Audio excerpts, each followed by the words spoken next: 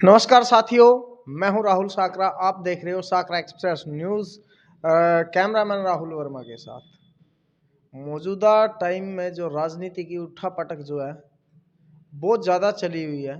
हमारे साथ एक शख्स बैठे हैं जिन्होंने काफ़ी लंबे समय से जो है पुंडरी विधानसभा में संघर्ष किया है और संघर्ष कर भी रहे हैं।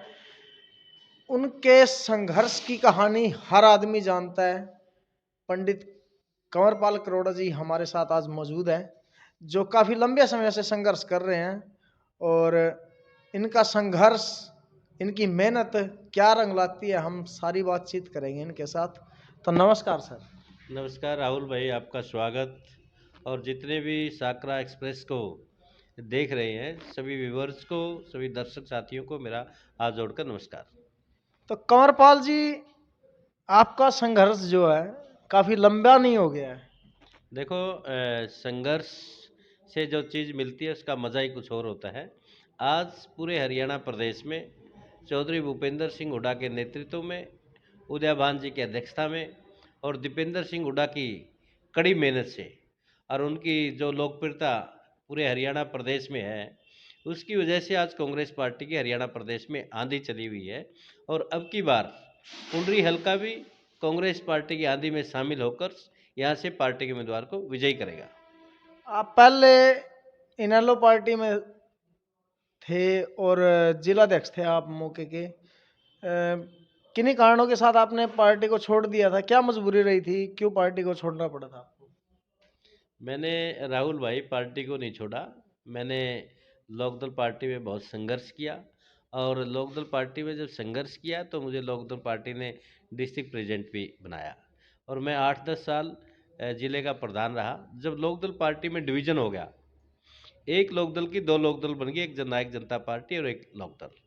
तो जब निर्णय लिया कि क्यों न कि अदर पार्टी को ज्वाइन किया जाए, जब ज्वाइन करने की बातें आई तो हम संघर्षशील लोग हैं, हम सकारात्मक सोच के लोग हैं, तो हमने संघर्षशील होने के नाते और अपोजिशन में ये बैठना ठीक समझा और चौधरी भूपेंद्र सिंह हुड्डा के नेतृत्व में कांग्रेस पार्टी को ज्वाइन किया। अब पुंडरी विधानसभा में आप कितना एक्टिव रहते हो, जनता के बीच कितना रिस्पांस मिल रहा है आपको? देखो, मैं पुंडरी हलके में रात दिन लगा रहता हूँ, हर आदमी के सुख दुख को साझा करता हूँ और हमेशा लोगों के बीच में रहकर कांग्रेस पार्टी की नीतियों को लोगों तक पहुंचा रहा हूं। और जो प्रदेश में भारतीय जनता पार्टी का राज जो 5 वर्ष रहा और 4.5 वर्ष अब गठबंधन की सरकार है, उसकी जन विरोधी नीतियां जो प्रदेश में गठबंधन की सरकार लागू कर रही है उनको बता रहे हैं। और जो 10 वर्ष का राज हुड्डा साहब का रहा, कांग्रेस पार्टी का रहा, उसमें और भारतीय जनता पार्टी के राज में कितना फर्क है, तो वो सब लोगों के बीच में लेके जा रहे हैं। लोगों का मन है कि अब की बार परिवर्तन करेंगे और चौधरी भूपेंद्र सिंह हुड्डा के नेतृत्व में प्रदेश में राज बनाएंगे। आपने कांग्रेस पार्टी कब ज्वाइन की थी? देखो, आज हरियाणा प्रदेश में कांग्रेस पार्टी की हवा बनी हुई है और मैंने ज्वाइन की थी 8 मार्च 2020 को। चौधरी भूपेंद्र सिंह हुड्डा के नेतृत्व में एक बहुत बड़ी परिवर्तन रैली मैंने अपने गांव में रखी थी, जिसमें हजारों लोग शामिल हुए थे और शामिल होकर चौधरी भूपेंद्र सिंह हुड्डा के नेतृत्व में कांग्रेस पार्टी ज्वाइन की थी। आज भारतीय जनता पार्टी से और गठबंधन की सरकार से हर वर्ग दुखी है। मजदूर को मजदूरी नहीं मिल रही, किसान को उसकी फसल का दाम नहीं मिल रहा, खिलाड़ी अनशन पे बैठे हुए हैं, धरने पे बैठे हुए हैं। आज कर्मचारी भी सड़क पे है, आज नौजवान भी सड़क पे है। आज बताओ, भारतीय जनता पार्टी से और गठबंधन की सरकार से कौन सा वर्ग सुखी है? आज लोग बहुत आतुर हैं कि किस वक्त प्रदेश में और देश में चुनाव हो, हम प्रदेश की बागडोर चौधरी भूपेंद्र सिंह हुड्डा को सौंपे और देश में कांग्रेस पार्टी का राज लेके आए। जब आपने कांग्रेस ज्वाइन की थी उस समय बीजेपी की नई नई सरकार बनी थी। हर आदमी की सोच होती है कि नई सरकार में जो हाथ हो जाए तो मेरे काम निकल जाए। आपने जल्दबाजी में फैसला तो नहीं ले लिया कांग्रेस ज्वाइन करने का? नहीं, मैंने कोई जल्दबाजी में फैसला नहीं लिया। बहुत चिंतन मंथन करके और बहुत ही बढ़िया नेता के नेतृत्व में, जिसकी लोकप्रियता, जिसको लोग जननायक कहते हैं, जिनका 10 वर्ष का राज प्रदेश में रहा, जो जिससे हर वर्ग के लोग सुखी थे। किसान का चेहरा खिला होता था, नौजवान को रोजगार मिलता था, खिलाड़ियों के पदक लाओ नौकरी पाओ की पॉलिसी हरियाणा प्रदेश में लागू थी। मजदूर को मजदूरी समय पे मिलती थी और गरीब आदमियों के पीले कार्ड बनाए जाते, 100-100 गज के प्लाट दिए जाते थे। जो जनहितैषी सरकार थी और जिनके नेतृत्व में प्रदेश में मुख्यमंत्री चौधरी भूपेंद्र सिंह हुड्डा थे, उनको हमने कांग्रेस पार्टी ज्वाइन की थी। पिछले जो चुनाव हुए थे कुछ राज्यों में, राजस्थान में भी चुनाव हुए थे, वहाँ कांग्रेस को हार का सामना बहुत बुरी तरह करना पड़ा था। उस चुनाव का हरियाणा में कितना असर पड़ेगा? कोई असर नहीं पड़ेगा भाई जी, समय बदलता रहता है। आज हरियाणा के लोग भारतीय जनता पार्टी से और जननायक जनता पार्टी से बहुत दुखी हैं और चौधरी भूपेंद्र सिंह हुड्डा के नेतृत्व में प्रदेश में कांग्रेस पार्टी का राज बनाने के लिए लातुर हैं। पुंडरी हलके का क्या हालत रहेगा? आजाद उम्मीदवार आएगा या पार्टी से आएगा? अब की बार पुंडरी में कांग्रेस पार्टी का उम्मीदवार जीतेगा। मैंने पीछे भी रैली की थी सिरसल गांव में। 20 मई को चौधरी दीपेंद्र सिंह हुड्डा के नेतृत्व में सिरसल के बड़े ऐतिहासिक ग्राउंड में बहुत खुले में रैली की थी और वहां लोगों ने हाथ उठाकर, पूरे हलके के लोगों ने, 36 बरादरी के लोगों ने कांग्रेस पार्टी ज्वाइन की थी और दीपेंद्र सिंह हुड्डा को कहा था कि पुंडरी हलका हमेशा ही पार्टी के विपरीत खड़ा होकर आज़ाद उम्मीदवार को बनाता है। परंतु जिस तरीके से आज पूरे हरियाणा प्रदेश में हुड्डा साहब की आपकी लहर चली हुई है, पुंडरी हलका भी आज आपकी लहर में शामिल होकर कांग्रेस पार्टी के उम्मीदवार को जिताएगा। आपकी नज़दीकियाँ भूपेंद्र सिंह हुड्डा जी के साथ कुछ ज़्यादा ही नहीं है? देखो, हम भूपेंद्र सिंह हुड्डा जी, दीपेंद्र जी हमारे नेता हैं, हम उनके कार्यकर्ता हैं। जो भी पार्टी का दिशा निर्देश होता है उसके ऊपर राहुल भाई काम करते हैं। पुंडरी में विपक्ष कमजोर है? कोई कमज़ोर नहीं, पुंडरी में विपक्ष बहुत मजबूत है। समय समय पे जितनी भी जन विरोधी नीतियां सरकार लेके आती है उनको उठाते हैं, हम प्रिंट मीडिया में उठाते हैं, सोशल मीडिया में उठाते हैं और कभी धरने प्रदर्शन भी करते हैं। इनेलो के पूर्व नेता रहे चौधरी नफे सिंह राठी जी का जो मर्डर हुआ है उसके बारे में आपका क्या विचार है कि जो अ, यहाँ पे ऐसी ऐसी घटनाएं हो रही हैं, तो बीजेपी सरकार जो है विफल है फिर इस मामले में? देखो, इस तरह की घटना होनी नहीं चाहिए, बहुत बहुत दुखद घटना है और इससे लगता है कि प्रदेश में कानून व्यवस्था चौपट हो गई।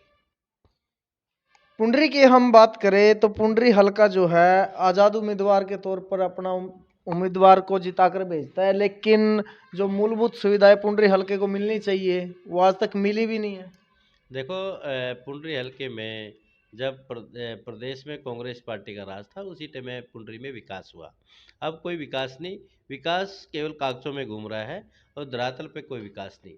जब प्रदेश में चुनाव होगा और हुड्डा साहब के नेतृत्व में प्रदेश में सरकार बनेगी और यहाँ से कांग्रेस पार्टी का विधायक बनेगा, जब देखना आप पुंडरी में चाहूँगी कि विकास होगा, सरकार की योजनाएं पुंडरी के धरातल पर लागू होंगी, कागजों में नहीं। युवाओं के रोजगार के लिए कुछ सोच रखा है? 100% नौजवानों को रोजगार मिलेगा। जो आज नौजवान बेरोजगारी की वजह से दूसरे देशों में पलायन कर रहा है, वो रुकेगा क्योंकि यहाँ पे रोजगार उपलब्ध होंगे।